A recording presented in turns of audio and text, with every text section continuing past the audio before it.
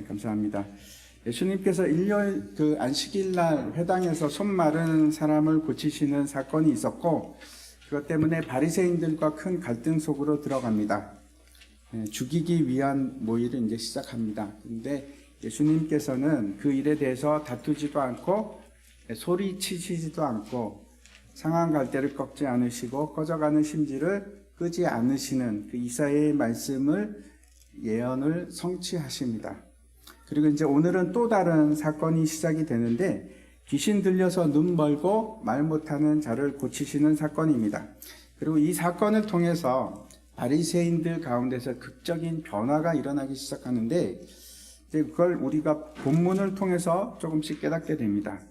그리고 예수님께서는 이 일이 하나님 나라가 너희에게 임하고 있다 하는 것을 이제 말씀을 하십니다.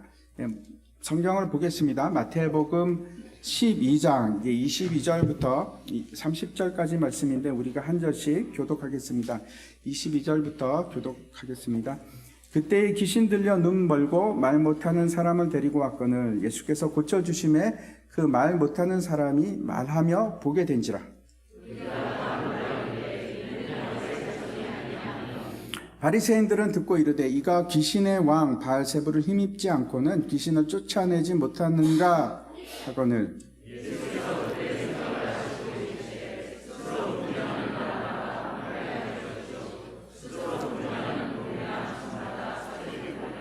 만일 사탄이 사탄을 쫓아내면 스스로 분쟁하는 것이니 그리하고야 어떻게 그 나라가 서겠느냐.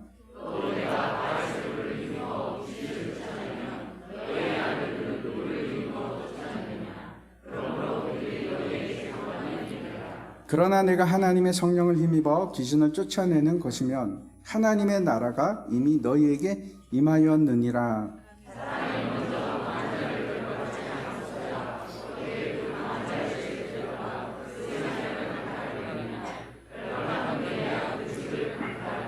예, 같이 읽겠습니다. 나와 함께 아니하는 자는 나를 반대하는 자요, 나와 함께 모으지 아니하는 자는 해치는 자니라. 아멘. 예, 오늘 이제 본문 28절 말씀 보면 그러나 내가 하나님의 성령을 힘입어 귀신을 쫓아내는 것이면 하나님의 나라가 이미 너에게 임하였느니라 이렇게 말씀하고 있습니다. 하나님 나라라는 표현을 쓰고 있는데 여러분 혹시 인지하셨는지 모르겠지만 이것이 마태복음에 나오는 첫 번째 하나님의 나라라는 표현입니다. 그 앞에는 다 이제 천국이라는 단어를 사용합니다.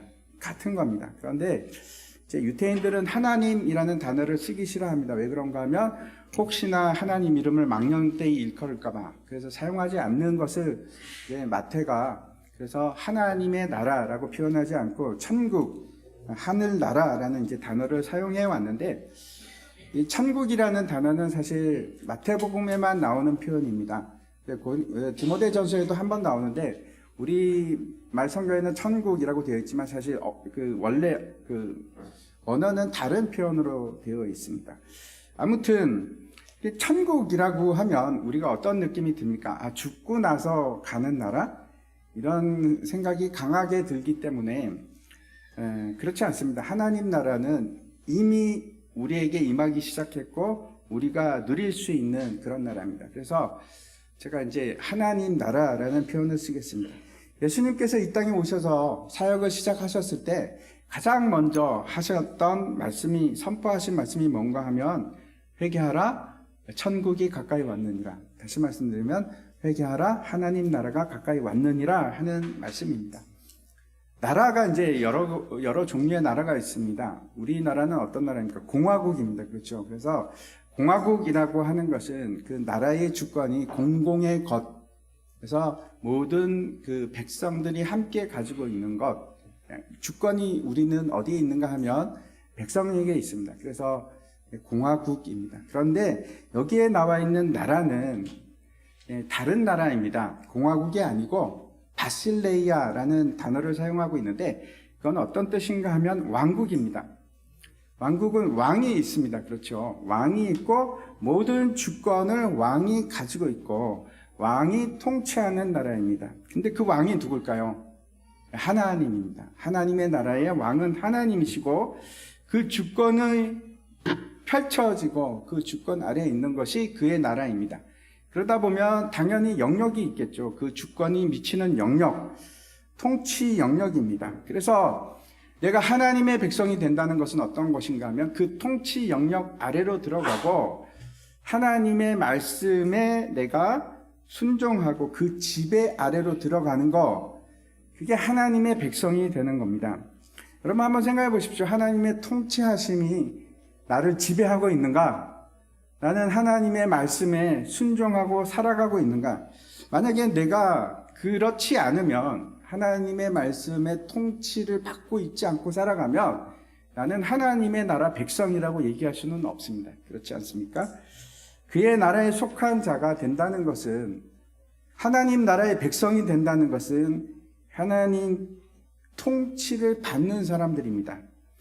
내가 이제 하나님 나라의 통치를 받는지 그걸 어떻게 알 수 있을까요? 그 증거가 혹시 있으십니까?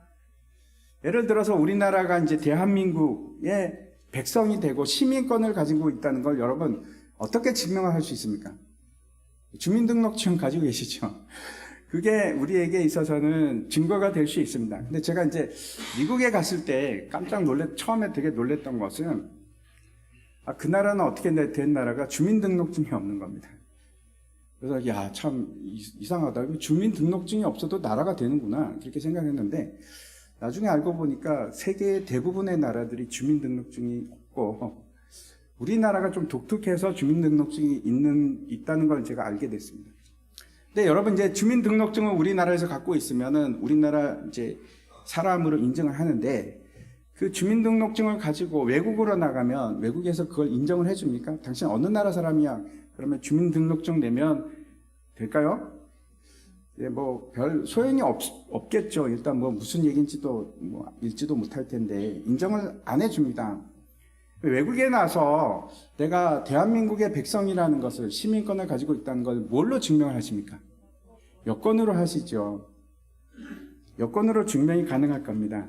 우리의 시민권은 하늘나라에 있는데, 빌립보서 한번 보시기 바랍니다. 그러나 우리의 시민권은 하늘에 있는지라 거기로부터 구원하는 자 곧 주 예수 그리스도를 기다리는 겁니다. 그래서 여러분은 하나님 나라의 여권을 가지고 계십니까? 네. 저는 제 건 집에 두고 왔는데 네, 저도 없습니다. 사실 거짓말입니다. 저도 없는데, 우리에게는 보이는 하나님 나라의 여권은 없지만 하나님 나라의 백성이라면 반드시 드러나는 특징들이 있습니다.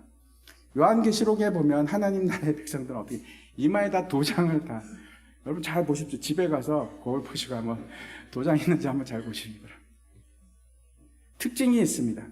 어떤 특징이 있는가 하면 하나님 나라의 백성은 그 나라의 법을 따릅니다. 예수님께서 우리에게 법을 주셨는데, 그게 이제 마태복음 5장부터 7장에 하나님 나라의 법에 대해서 아주 자세하게 잘 설명이 되어 있습니다. 그리고 그 법을 통해서 이 땅에서 어떻게 살아갈 것인가, 그 말씀을 하고 있습니다. 산상수훈이라고 우리가 그렇게 배웠습니다. 그 전체 법을 딱 요약하면 뭐라고 할 수 있습니까? 사랑입니다. 사랑. 하나님을 사랑하고 내 이웃을 사랑하는 것. 그게 하나님 나라의 법입니다. 마태복음 1장 1절 말씀 한번 보시기 바랍니다. 아브라함과 다윗의 자손 예수 그리스도의 계보라. 이 말씀으로 이제 신약이 시작이 되고 마태복음이 시작이 되는데, 왜 예수님을 소개할 때 아브라함의 자손, 다윗의 자손이라고 그렇게 얘기하고 있을까요? 물론 혈통적으로 아브라함의 자손이 맞고 다윗의 자손이 분명합니다. 근데 왜 이걸 꼭 언급해야 하는가? 그 이유가 뭘까요? 가장 큰 이유는 하나님께서 주신 언약 때문에 그렇습니다. 성경에는 여러 가지 이제 언약들이 많이 나오는데, 그 중에서 가장 중요한 언약을 꼽으라고 하면 이 두 가지를 꼽을 수 있습니다. 첫 번째, 하나님께서 아브라함에게 언약을 주셨는데 어떤 언약입니까? 내가 너로 큰 민족을 이루고, 두 번째는 뭐라고 합니까? 내가 너에게 땅을 주겠다 그러십니다. 그리고 세 번째, 어떤 이제 언약을 주시냐면 너의 후손을 통해서 네가 복의 근원이 될 것이다. 그래서 너에게서로부터 모든 복이 나갈 것이다. 그렇게 약속을 하십니다. 첫 번째 큰 민족을 이루고 그 다음에 땅을 주겠다는 거, 그 두 개를 조합하면 어떤 뜻일까요? 나라입니다. 나라. 다윗의 언약도 굉장히 중요한 언약인데 그게 어떤 내용인가 하면 내 씨를 뒤이을 후손을 두어서 그의 나라를 견고케 하고 그 왕위를 영원케 하겠다. 그 약속을 다윗에게 주셨습니다. 이제 그 아브라함의 언약에는 왕이라는 개념이 선명하게 드러나지 않죠. 근데 다윗의 언약을 보면 왕권과 그 나라가 아주 선명하게 드러납니다. 그래서 유대인들은 메시아가 다윗의 자손으로 올 것이라는 것에 대해서 추호도 의심이 없었습니다. 우리가 이렇게 생각합니다. 아브라함의 자손 그러면은 어떤 뜻입니까? 하나님의 백성. 다윗의 자손 그러면 무슨 뜻일까요? 메시아. 우리가 그렇게 이해를 합니다. 그런데 잘 보십시오. 아브라함의 언약과 다윗의 언약은 모두가 다 나라에 관한 것입니다. 그의 나라, 하나님 나라입니다. 아브라함을 통해서 그 나라가 시작이 되는데 그 나라는 실체는 아닙니다. 모형입니다. 이게 아주 가늘게 이어지다가 나중에 어떻게 확실하게 그 모형이 드러나는가 하면 다윗을 통해서 다윗의 나라, 다윗의 그 나라를 통해서 왕국을 통해서 드러납니다. 메시아의 나라가 그 다윗의 언약 속에서 보여지는데 근데 그 메시아의 나라는 실체입니다. 그리고 그 실체가 언제 영원하게 서게 될까요? 예수님이 오심으로. 하나님께서 하늘과 땅을 창조하시고 거기다가 에덴 동산을 주셨습니다. 근데 그 에덴 동산은 도대체 어떤 곳일까요? 하나님이 왕이 되시고 하나님이 통치하시는 곳입니다. 그래서 그러면 그게 뭡니까? 그게 하나님의 나라입니다. 그런데 그 하나님의 나라가 깨어지는데 죄가 들어옴으로 깨어집니다. 그리고 나서 그 나라가 이 땅의 세상의 나라로 바뀌는데 이 세상의 나라는 늘 죄 가운데 있고 죄의 지배를 받는 그런 나라입니다. 그 이제 성경에 나오는 최전성기 중에 하나가 바벨탑 사건입니다. 고대 바벨론 제국에서 바벨탑이 세워졌는데 그때 하나님께서 아브라함을 부르십니다. 갈대아 우르가 그 바벨론 제국에 속한 곳입니다. 거기서부터 아브라함을 불러내시고 하나님 나라를 시작했는데 제가 다시 말씀드립니다. 그거는 실체가 아니고 모형입니다. 그리고 다윗의 언약에 나타난 그 영원한 나라, 그게 진짜 실체인데 예수 그리스도를 통해서 예수 그리스도께서 이 땅에 오심으로 그 실체가 시작이 되고 드디어 세워지는 겁니다. 여러분 잊지 말아야 할 중요한 사실은 하나님 나라의 실체, 진짜가 이미 이 땅에 시작이 되었다는 겁니다.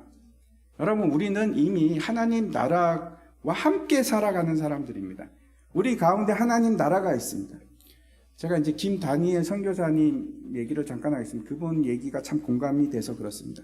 그분이 옛날에 이제 이란에도 한 2번 정도 오고 그랬었는데 이스라엘 사람들은 모형을 가지고 있습니다. 그 어떤 모형인가 하면 하나님 나라, 그 다윗 왕국, 그것이 이제 모형인데 그 실체를 살아갔던 사람입니다. 아, 이게 왕국이구나. 이것이 나라이구나. 하나님 나라이구나 하는 그 모형을 가지고 있는 겁니다. 뿐만 아니고 유월절 그리고 어린 양에 대해서 모형을 가지고 있죠. 그래서 그 사람들은 살아가는 동안에 실제로 양을 죽이고 그래서 거기서 은혜를 체험하고 하는 일들을 하면서 살아갑니다.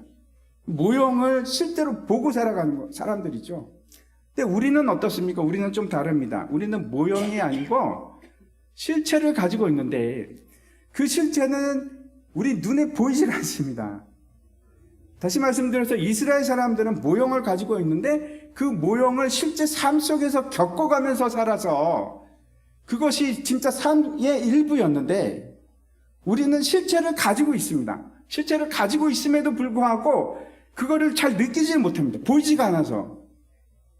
실제 삶 속에서 경험하지를 못해서.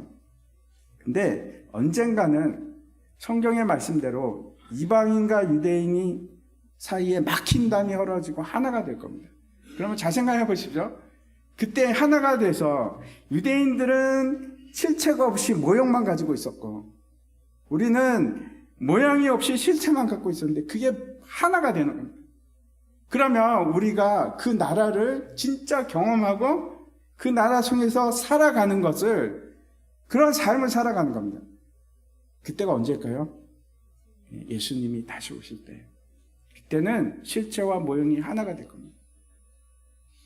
이제 오늘 우리가 생각해 보고자 하는 것은 이 하나님 나라가 임한다는 것이 도대체 어떤 의미인가 한번 생각해 보시기 바랍니다. 지금 이곳에 하나님 나라가 임한다. 그러면 왜 임할까요? 여기는 하나님 나라가 아니라서. 첫 번째는 하나님 나라가 아닙니다. 그러면 어떤 나라입니까? 세상 나라이죠. 세상 나라는 어떤 곳인가 하면 하나님의 주권과 통치가 그 영역이 아닌 곳, 미치지 못하는 것을 말합니다. 그러면 이 나라는 도대체 누가 통치하고 있을까요? 누가 왕입니까? 예수님께서 거기에 대해서 뭐라고 하는지 요한복음을 보시기 바랍니다. 이제 이 세상에 대한 심판이 이르렀으니 이 세상의 임금이 쫓겨나리라. 여기서 쫓겨난다는 것은 그냥 순순히 물러난다, 아니면은 합의를 봐서 후퇴한다, 그런 뜻이 아니고 그 사이에 싸움이 있었다, 전쟁이 있었다 하는 것을 의미합니다. 영적 전쟁입니다. 자, 이제 다시 말씀드리면 하나님의 나라가 임하기 시작하면 반드시 그곳에는 전쟁이 일어납니다. 아주 치열한 전쟁입니다. 지금도 하나님 나라는 계속 확장되고 침노하고 있고 그때마다 아주 험한 전쟁이 벌어집니다. 오늘 본문 말씀 한번 보시기 바랍니다. 22절과 23절 말씀입니다. 그때 귀신 들려 눈 멀고 말 못하는 사람을 데리고 왔거늘 예수께서 고쳐주심에 그 말 못하는 사람이 말하며 보게 된지라. 무리가 다 놀라 이르되 이는 다윗의 자손이 아니냐 하니, 그때라는 것은 아까 이제 연결되는 말이기도 한데, 그래서 예수님께서 바리새인들을 피해서 다른 곳으로 갔더라 하는 의미도 있지만 이거는 전혀 새로운 국면이 시작된다 하는 뜻이기도 합니다. 예수님 앞에 누군가가 이제 사람을 데리고 왔는데 귀신 들려서 앞도 보지 못하고 말도 못하는 사람입니다. 그리고 예수님께서 그 사람을 고치십니다. 마태는 그 이유에 대해서, 이 사람이 앞을 보지 못하고 말도 못한 이유를 아주 명확하게 기록하고 있습니다. 왜 그렇습니까? 귀신 들려서. 그 이유가 귀신 들려서 그렇습니다. 70년대, 80년대에는 여러분들 기억나시죠? 그때는 정말 귀신 들린 사람들이 많았습니다. 많이 볼 수 있었습니다. 근데 그게 나타나지 않습니다. 사람들 사이에 있어서 나타나지 않다가 언제 명확하게 드러나는가 하면 복음이 증거될 때, 그때 막 꼬꾸라지고 막 거품 물고 막 이런 일들을 저도 하도 많이 봐서 그때는 그런 일들이 일어납니다. 그래서 저는 어떻게 생각하는가 하면 분명히 복음이 전진하는 일과 그 일은 상관이 있다고 생각합니다. 지금 우리는 그런 일 잘 보지 못하지 않습니까? 그런데도 지금도 선교지에 가면 수도 없이 많이 만납니다. 저도 한 2주에 한 번씩 만날 정도로 그렇게 귀신 들린 사람들을 많이 만났습니다. 성경에서는 모든 병이나 잘못된 일들이 귀신 때문이라고 얘기하지 않습니다. 예수님께서 날 때부터 소경된 자를 고치셨습니다. 근데 그게 귀신 때문이다라고 얘기하지 않습니다. 예수님께서 말 못하는 벙어리를 고치실 때도 많이 있었습니다. 근데 그걸 귀신 때문이라 이렇게 얘기하지 않는데, 여기서는 그 원인이 분명히 귀신 때문이다 이렇게 기록을 하고 있습니다. 이 사람 속에 귀신이 들어간 겁니다. 그러면 여러분, 제가 한번 질문을 드리겠습니다. 우리 사이에도, 우리 안에도 귀신이 들어갈 수 있습니까? 들어갈 수 없습니다. 절대로 못 들어갑니다. 왜 그런가 하면, 귀신은, 벨리알은 하나님의 성령과 함께 할 수가 없습니다. 조화를 이룰 수가 없습니다. 여러분이 만약에 믿음을 고백하고 여러분 안에 성령이 계시면 절대로 귀신은 여러분 속으로 들어갈 수가 없습니다. 성경에서는 뭐라고 말씀하시는가 하면은 예수님께서 악한 영이 우리를 손도 만지지도 못하게 하리라. 너희를 보호하리라. 그렇게 말씀합니다. 그래서 안심하십시오. 귀신은 여러분한테 들어오지 못하고 그냥 겁만 줄 뿐입니다. 다시 본문으로 돌아가서 예수님이 귀신을 쫓아내고 눈 멀고 말 못하는 사람을 고치자 사람들이 너무 놀라워합니다. 놀라워하는 이유가 또 분명히 기적이 일어났으니까 놀랐겠죠. 또 다른 이유가 있습니다. 이 사람들이 뭐라고 하는가 하면 이거 봐라. 다윗의 자손이 아니냐. 다윗의 자손이 누굽니까? 메시아죠. 지금 이렇게 얘기하는 겁니다. 예수님을 보면서 이 사람 메시아 같은데? 메시아 아니야? 이런 말이 이제 공공연하게 사람들 앞에 나오기 시작합니다. 근데 여기 보니까 그 주변에 바리새인들이 있었습니다. 우리 마태복음에는 거기에 대해서 명확하게 나오지 않는데 마가복음에 보면 이 사람들이 명확하게 누구인지 말씀하고 있는데 예루살렘에서 온 사람들입니다. 서기관입니다. 바리새인들 중에서도 서기관이 있고 그렇지 않은 사람들이 있는데 이게 서기관들인데 왜 왔을까요? 이 사람들이 예루살렘에서 그 앞에서 바리새인들과 헤롯 당이 공모를 합니다. 어떤 공모냐면 예수를 죽이고자 논의를 합니다. 그래서 지금 사내들인 공회에서 조사자 파견을 합니다. 이 사람의 증거를 잡아라. 예수를 죽일 수 있는 증거를 잡아라. 아마 이 일 때문에 온 것 같습니다. 그래서 이 바리새인들이 뭐라고 얘기하는지 보겠습니다. 24절입니다. 바리새인들은 듣고 이르되 이가 귀신의 왕 바알세불을 힘입지 않고는 귀신을 쫓아내지 못하느니라 하거늘. 바알세불이라는 것은 가나안 땅에 있는 옛 그 신의 우상의 이름입니다. 예수님 당시에는 이 바알세불이라는 게 어떤 의미로 쓰여졌는가 하면 귀신의 왕을 지칭하는 이름입니다. 귀신의 왕이 누굽니까? 사탄입니다. 우리나라에서도 옛날에 이제 무당이 구슬하는데 귀신 들린 사람이 있으면 무당이 와서 구슬하지 않습니까? 왜 그렇게 합니까? 그 신을 달래거나 귀신을 달래거나 아니면 더 센 귀신을 데리고 와서 쫓아내려고. 근데 보통 쫓아내지는 않고 달래려고 그렇게 구슬하지 않습니까? 그 얘기하고 똑같은 얘기를 합니다. 지금 귀신의 왕 사탄이 조물에게 귀신을 쫓아낸 거 아니냐, 그런 거 아니냐, 그런 말을 합니다. 바리새인들에게는 지금 다른 선택지가 없는 겁니다. 난처한 상황입니다. 왜 그런가 하면 바리새인들은 헤롯 당과 함께 예수는 메시아가 아니다 이렇게 결론을 내렸는데 문제가 생겼습니다. 메시아의 증거들이 막 드러나기 시작합니다. 어떻게 하면 좋을까요? 이 기적이 일어났는데 메시아의 증거가 드러났는데 이걸 어떻게 하든지 설명을 해야 됩니다. 만약에 이게 하나님의 일이다 그러면 어떻게 됩니까? 예수는 메시아가 되는 거니까 그럴 수는 없고, 그렇다면 선택지는 하나밖에 없습니다. 이 일은 하나님의 일이 아니고 사탄의 일로 만드는 겁니다. 우리가 여기서 생각할 것이 바리새인들은 그러면 예수님이 메시아가 아니라고 계속 주장하는 걸까요? 아니면 메시아인 걸 알고 있었을까요? 문맥상 보면 이 다음 부도 보면 바리새인들이 알기 시작했습니다. 예수님이 메시아인 걸. 놀랍지 않습니까? 그럼에도 불구하고 예수님을 죽입니다. 그 뒷감당을 어떻게 하려고. 정말 무서운 일입니다. 마치 어떤 물체가 관성을 가지고 있어서 한번 움직이기 시작하니까 스톱을 시킬 수가 없는 거예요. 우리도 그런 일이 있죠. 조그만 죄 얘기를 했다가 그게 커지고 에이 모르겠다 그냥 인생 막 가 그러고 그냥 막 가. 마치 그런 것처럼 가슴이 답답한 일입니다. 그때 예수님께서 그 일에 대해서 이 사건에 대해서 대답을 하십니다. 뭐라고 하는지 하나씩 우리가 살펴보도록 하겠습니다. 먼저 25절과 26절을 보시면 예수께서 그들의 생각을 아시고 이르시되 스스로 분쟁하는 나라마다 황폐해질 것이요 스스로 분쟁하는 동네나 집마다 서지 못하리라. 사탄이 만약 사탄을 쫓아내면 스스로 분쟁하는 것이니 그리하고야 어떻게 그의 나라가 서겠느냐. 첫 번째 하시는 말씀은 사탄이 어떻게 사탄을 싸우겠느냐, 자신과 어떻게 싸우느냐, 도대체 그게 말이 되느냐. 같은 뼈끼리 싸우면 그 나라가 제대로 서겠습니까? 그것도 왕국인데, 이 나라라고 되어 있는데 이거 왕국이라는 뜻입니다. 바실레이아. 자기가 자신을 대적해서 싸운다는 것은 모순된 말입니다. 말이 안 되는 겁니다. 근데 이 나라라면 여기도 왕이 있을 겁니다. 그 왕이 누굽니까? 왜 대답을 안 하십니까? 그 왕이 누굽니까? 사탄이죠. 네, 사탄입니다.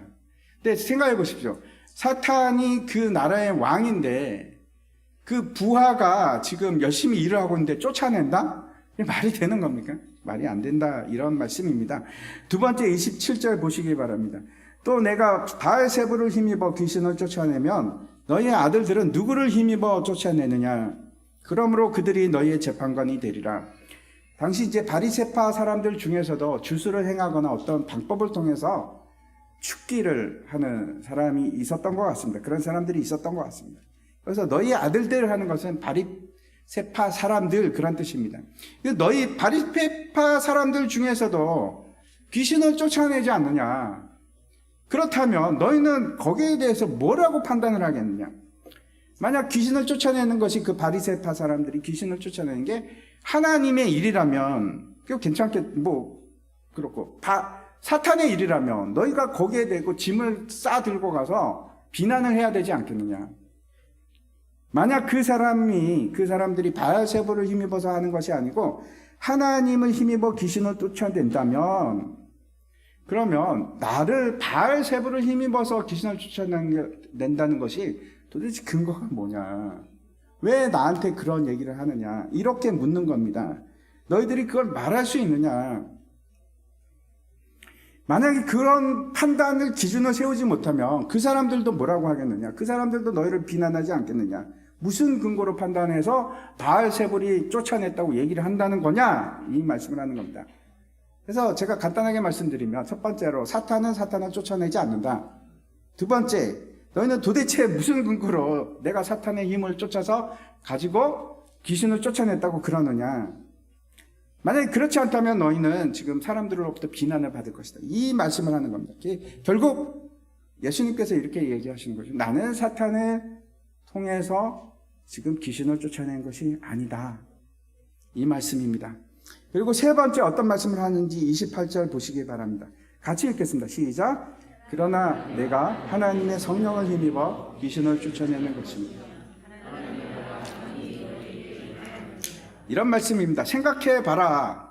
내가 만약에 하나님의 성령으로 귀신을 쫓아냈다면 그게 어떻게 그런 일이 일어나겠느냐? 하나님의 나라가 지금 임하고 있기 때문이다. 이렇게 얘기합니다. 이 땅은 사탄의 통치 아래에 있는 사탄의 왕국이고 그 왕국 가운데 하나님의 나라가 지금 강력하게 임하기 시작했고 그래서 전쟁이 시작되는 겁니다. 그 전쟁이 어떤 전쟁인지 29절 말씀을 통해서 비유로 말씀을 하십니다. 사람이 먼저 강한 자를 결박하지 않고서야 어떻게 그 강한 자의 집에 들어가 그 세간을 강탈하겠느냐? 결박한 후에야 그 집을 강탈하리라. 예수님께서 비유로 말씀하시는데 이 강한 자, 전쟁인데 전쟁을 얘기하는데 강한 자가 나옵니다. 이 강한 자는 누굽니까? 물론 사탄입니다. 그렇죠? 그리고 강한 자에게 뭐가 있다고 얘기하냐면 집이 있답니다. 이 집은 어딜까요? 이 땅입니다. 이 땅. 이 세상을 얘기합니다. 그리고 그 집 세간을 빼앗아 오기 위해서는 먼저 할 일이 있는데 그 강한 자를 묶어버려야 됩니다. 결박을 해야지 가지고 올 수 있다. 이렇게 말씀을 하는 겁니다. 이 집이 강한 자에게 속한 것을 잊지 마십시오. 이 세상은 누구 하에 있는가? 누구의 통치와 지배를 받는가? 사탄의 통치 아래에 있습니다. 어떤 사람은 아마 그렇게 얘기했습니다. 목사님 무슨 말씀입니까? 섭섭합니다. 저는 사탄의 권세 아래에 있지 않습니다. 무슨 그렇게 섭섭한 말씀을 하십니까? 라고 얘기하실 분이 밖에 있을지도 모르겠습니다. 에베소서 말씀 한번 보시기 바랍니다. 그는 허물과 죄로 죽었던 너희를 살리셨도다. 그때 너희는 그 가운데서 행하여 이 세상 풍조를 따르고 공중의 권세 잡은 자를 따랐으니 곧 지금 불순종의 아들들 가운데서 역사하는 영이라. 우리는 어떤 사람인가 하면 모두가 죄를 지었던 죄인들입니다. 죄인이 된다는 것은 어떤 것인가 하면 죄의 굴레를 벗어나지 못하는 사람을 의미합니다. 죄의 쇠사슬이 매여 있어서 죄의 노예가 된 사람입니다. 왜 그런가? 죄를 해결할 방법이 없어서 그렇습니다. 그래서 질질 끌려가는 겁니다. 다시 말씀드려서 아무리 죄를 벗어나려고 해도 벗어날 수 없는데 유일한 방법이 뭔가? 예수님께서 오셔서 그 죄의 사슬을 끊어주시는 겁니다. 그리고 우리를 해방케 하는 겁니다. 근데 그 벗어나지 못한 사람들은 여전히 죄의 굴레 아래 있고 죄의 통치 아래, 사탄의 권세 아래 있을 수밖에 없습니다. 사탄이 어떤 자인가 하면 고소하는 자입니다. 죄에 대해서 고소하는 자입니다. 그래서 그 말을 들을 수밖에 없습니다. 그 아래에 있는 겁니다.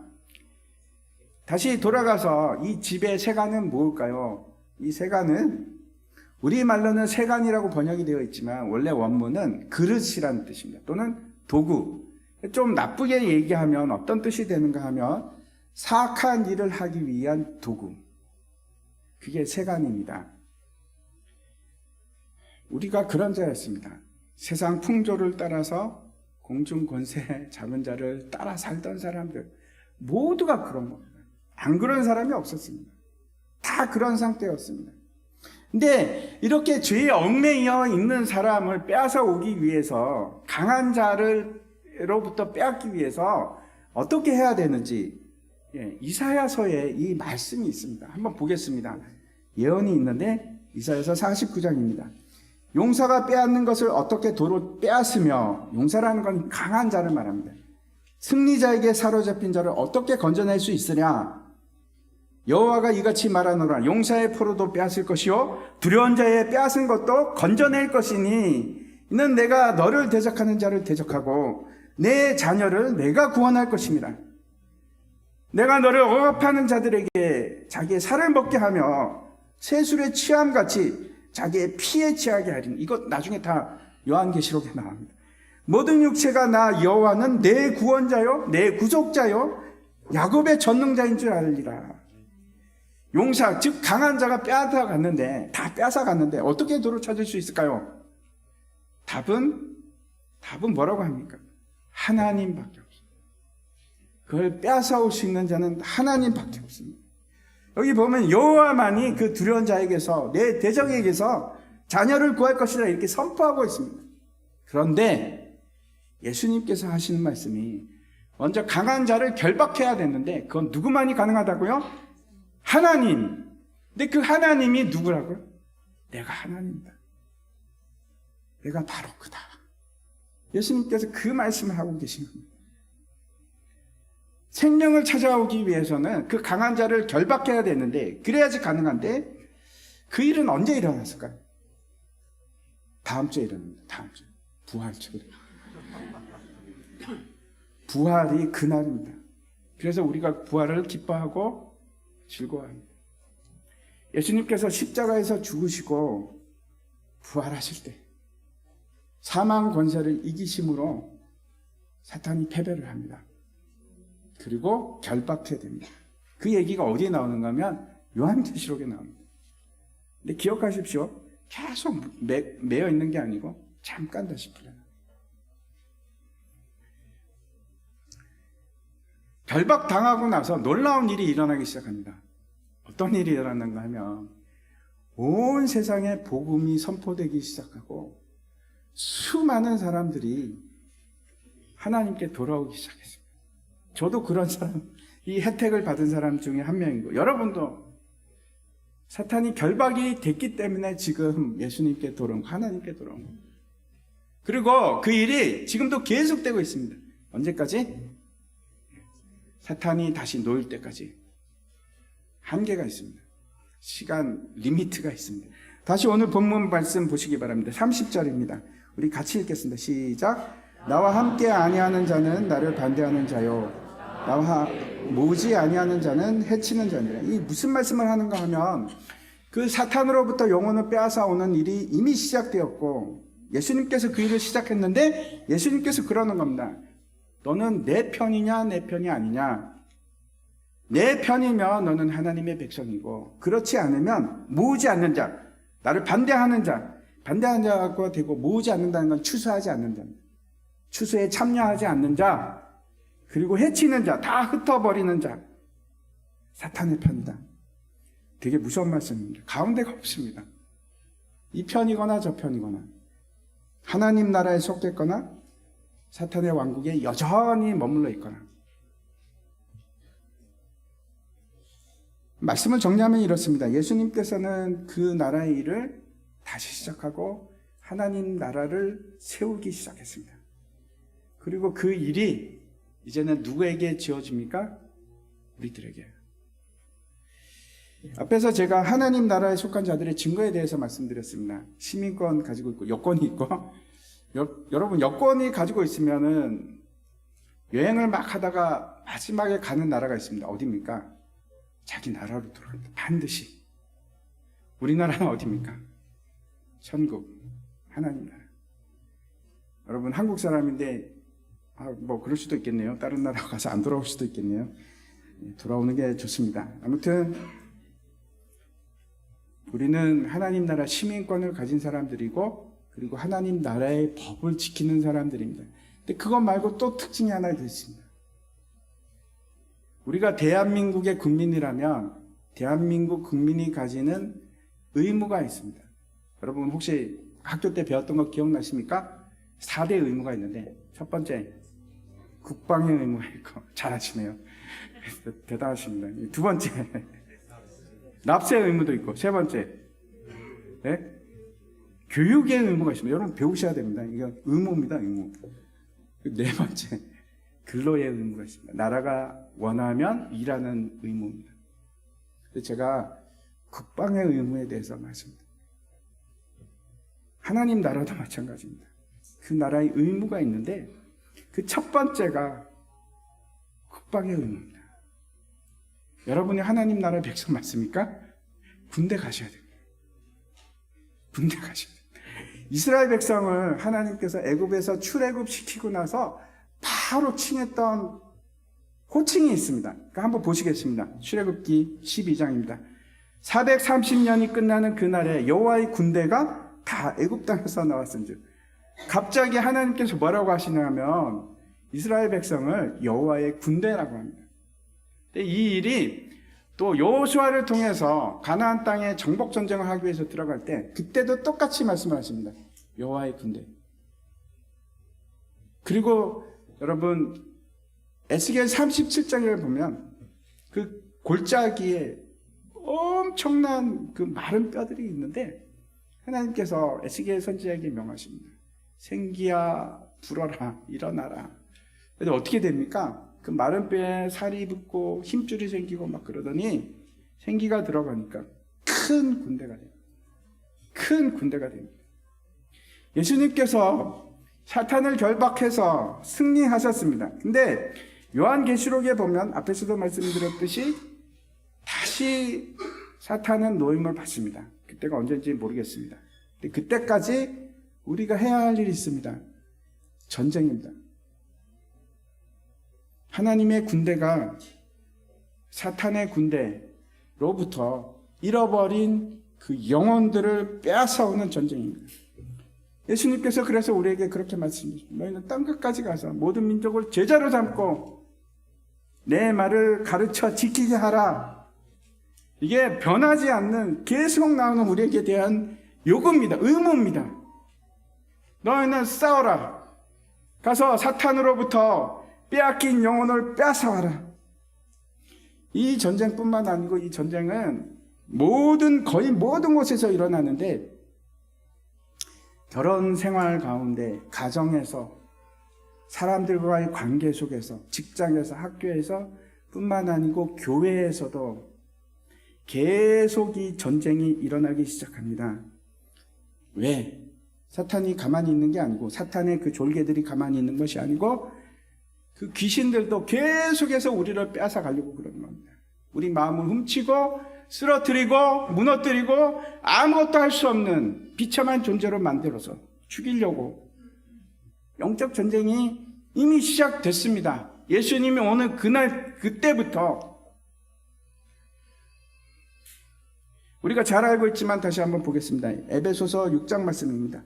우리의 씨름은 혈과 육을 상대하는 것이 아니요 통치자들과 권세들과 이 어둠의 세상 주관자들과 하늘에 있는 악의 영들을 상대함이라. 우리가 싸우는 대상이 사람이 아닙니다. 어떤 사람이 여러분을 힘들게 합니까? 그 사람 욕하지 마십시오. 그 뒤에 있는 악한 영들, 그 영들하고 싸우는 겁니다. 어떤 사람이 미우십니까? 그 사람 미워하지 마시고 사랑하십시오. 그리고 그 뒤에 있는 악한 영들과 전쟁을 하십시오. 그 조종하고 있는 악한 영을 대적하십시오. 야고보서에서는 이렇게 말씀하십니다. 4장 7절입니다. 그런즉 너희는 하나님께 복종할지어다. 마귀를 대적하라. 그리하면 너희를 피하리라.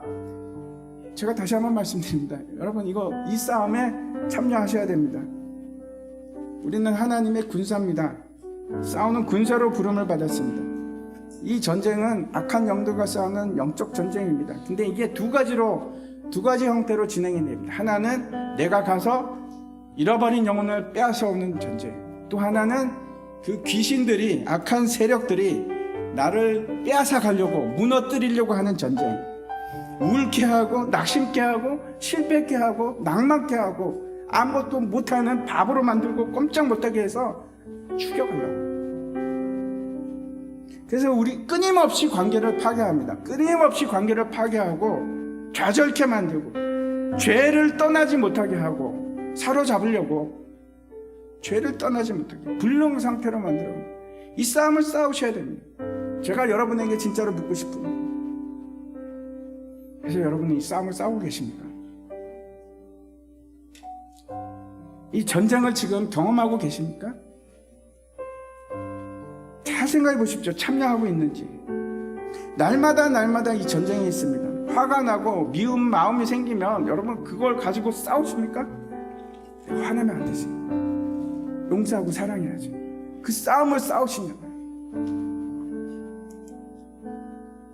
죄가 있으면 내가 그 죄를 멀리하려고 여러분 싸우고 계십니까?